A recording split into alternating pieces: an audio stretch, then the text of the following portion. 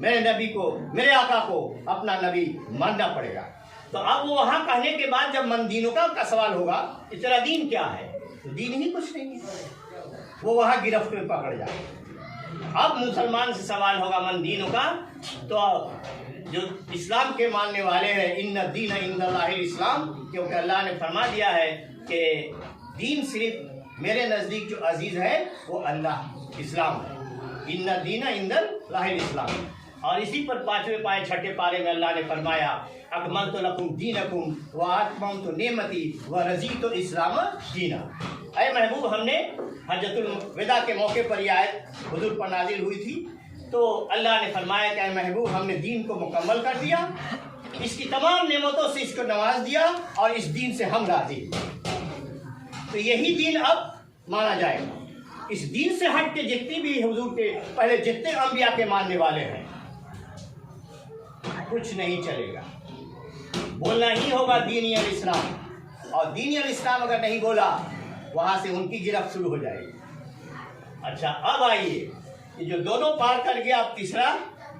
तो अब देखिए, मेरा कहना है कि जब अल्लाह को रब मान ही लिया, दीन इस्लाम मान ही लिया, तीसरा सवाल की जरूरत नजर नहीं आती है।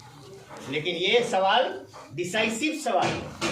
जैसे बहुत से इम्तहान में पेपर आता है, नौजवान लड़के बैठे इम्तहान देते हैं, तो उसमें सवाल 2 हिस्से में बटा हुआ, खंड अ खंड ब। तो ए में इतना क्वेश्चन देना है, बी का फलना फलना क्वेश्चन अनिवार्य है।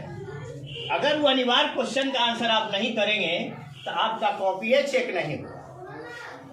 उसी तरह ये जो सवाल तीसरा है, और उनका वसीला हमको अल्लाह ताला इनायत कर क़यामत, ये दुआ है।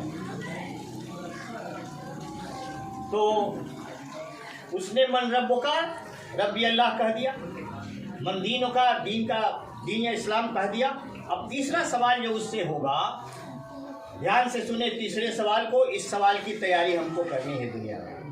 और अभी जो 200 बरस से हमारे इस्लाम में इसी सवाल के जवाब का उल्टा पुल्टा करने के लिए सारा 200 बरस से मामला चल रहा है।